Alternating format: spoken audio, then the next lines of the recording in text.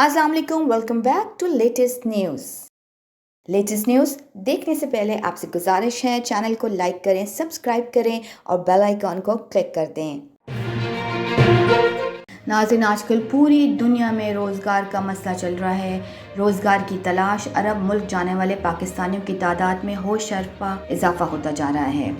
रोज़गार की तलाश में मुत्तहदा अरब इमारात UAE जाने वाले पाकिस्तानियों की तादाद में 128% इजाफा हो गया है। Bureau of immigration and overseas employment की रिपोर्ट के हवाले से बताया गया है कि साल 2021 के मुकाबले में रवां साल 2022 के इब्तदाई 5 माह में UAE जाने वाले रोज़गार के मतलाशी पाकिस्तानियों की तादाद में 128% का इजाफा हुआ है। गुज़िश्ता तमाम साल 2021 में BE एंड OE के साथ रजिस्ट्रेशन कराने वाले पाकिस्तानियों की तादाद 27,442 रही। ताहम रवां साल मई 2022 के अख्ताम तक ये तादाद 62,615 तक बढ़ गई। इस तरह पूरे साल 2021 के मुकाबला रवां साल 2022 के सिर्फ इब्तदाई 5 महीनों में ही रोज़गार की तलाश में मुत्तहदा अरब इमारात जाने वाले पाकिस्तानियों की तादाद में रिकॉर्ड इजाफा हुआ। जरदारी को जेल जाना चाहिए। अरकान असम्बली की खरीद फरोख्त की बाज़गश्त में इमरान खान का मौक़िफ़ सामने आ गया।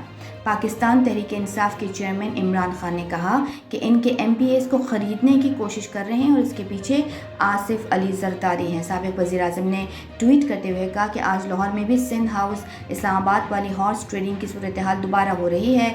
MPs को ख़रीदने के लिए 50 करोड़ की ऑफ़र दी जा रही है और इन सब के पीछे कौन है? वो है आसिफ अली जरदारी, जो अपनी करप्शन पर NRO हासिल करता है और लूटी हुई दौलत से लोगों को ख़रीदते हैं। इमरान खान का मज़ीद कहना था कि ये न सिर्फ जमहूरियत बल्कि हमारे माशरे के इख्लाक़ी इक़दार पर हमला है। अगर सुप्रीम कोर्ट ने एक्शन लिया होता और इन लोटों पर ताहय्यात पाबंदी लगाई होती तो ये सिलसिला रुक सकता था। नाज़रीन, मारूफ अदाकारा शगुफ्ता एजाज पहली बार अपनी निजी ज़िंदगी के बारे में खुलकर बोल पड़ें। शगुफ्ता एजाज ने पहली मर्तबा अपनी निजी ज़िंदगी से मुताल्लिक़ गुफ्तगू करते हुए शादी के हवाले से खुलकर बात की। एक प्रोग्राम में मेज़बान ने सवाल किया कि आपकी दूसरी शादी पसंद की थी या वालिदैन की मर्ज़ी से हुई, जिस पर शगुफ्ता एजाज ने बताया कि ये एक मिक्सचर था। मेरे शौहर ने मुझे शादी की पेशकश की लेकिन मैं काफ़ी अरसे तक उलझन का शिकार रही। मैं अपनी बच्ची की अकेले परवरिश कर रही थी तो मुझे लगता था कि शादी नहीं करनी चाहिए। अदाकारा का कहना था कि मेरे शौहर याहिया सिद्दीकी अपनी बात पर कायम रहे और मेरे मामले में साबित कदम रहे। उन्होंने ठान ली थी कि उन्होंने मुझसे ही शादी करनी है। मैंने शादी की पेशकश कबूल करने में 2 साल का वक्त लिया। याद रहे, शगुफ्ता एजाज के पहले शौहर से 1 जबकि दूसरे शौहर से 3 बेटियां हैं। अब खबर आई है बॉलीवुड से। आलिया भट्ट बच्चे की पैदाइश के बाद भी काम जारी रखेंगी, ये कहना है रणबीर कपूर का। उनका मज़ीद कहना है कि करियर की कुर्बानी वो नहीं देंगी। शादी के बाद ख़ानदान और बच्चों की देखभाल की जिम्मेदारी सिर्फ ख़वातीन पर ही क्यों, मर्दों को भी इस जिम्मेदारी का एहसास करने की ज़रूरत है और मैं इसके लिए तैयार हूँ, ये कहना था अदाकार रणबीर कपूर का, जो वालिद बनने वाले हैं। रणबीर का कहना था कि बच्चे की पैदाइश होना बहुत फितरी अमल है, ये खुदा का तोहफ़ा है और मैं समझता हूँ कि वक्त बदल गया है। आलिया जितनी मेहनत से अपना काम कर रही है वो मुस्तक़बिल में भी मेहनत करती रहेंगी और मैं इसमें किसी किस्म की रुकावट नहीं डालूंगा। बॉलीवुड में काफ़ी जद्दोजहद के बाद चंद ही अदाकारों को अपना मकाम हासिल करने का मौका मिलता है। दूसरी जानिब ऐसी कई अदाकारा हैं जिन्हें बहुत पैसा, प्यार और शोहरत मिली लेकिन शादी और बच्चे होने के बाद वो अपना शानदार करियर छोड़ने पर मजबूर हो गई। 70 की दिहाई से हम वहीदा रहमान, मुमताज़, नौतन, नीतू कपूर और सायरा बानो जैसी कई अदाकारों को देख रहे हैं। यही सिलसिला बाद में भी जारी रहा। बॉलीवुड में कपूर ख़ानदान की रिवायत भी रही है कि शादी के बाद इनके घर की अदाकार बहुओं को फिल्मों में काम करना नहीं दिया जाता, जिसकी मिसाल बबीता और नीतू कपूर भी हैं। ताहम करीना कपूर अकेले इस रुझान को तोड़ने में कामयाब रहीं।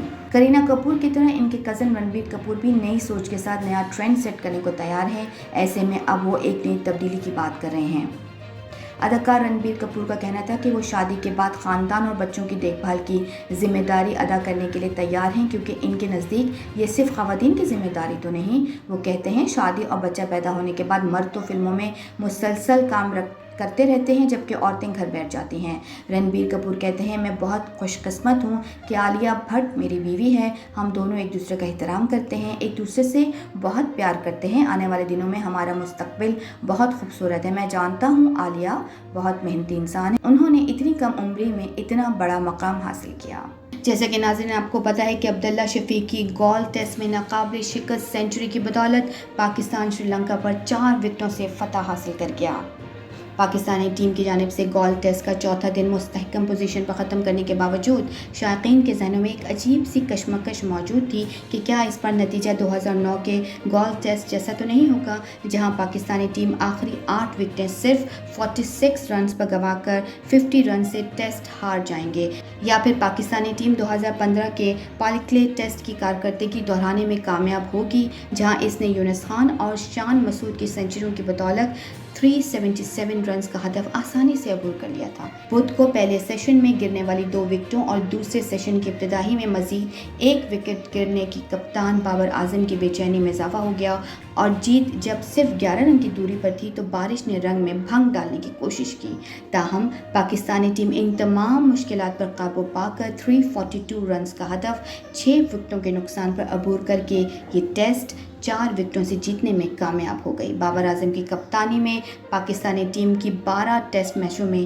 یہ 8ویں کامیابی ہے۔ اس جیت کے مرکزی کردار اوپنر عبداللہ شفیق تھے، جنہوں نے اپنے اعصاب کو قابو میں رکھا اور 160 رنز ناٹ آؤٹ کی شاندار اننگز کھیلی۔ اس طویل بیٹنگ میں انہوں نے 408 گیندوں کا سامنا کیا اور اس اننگز میں ان کے 6 چوکے اور 1 چھکا بھی شامل ہے۔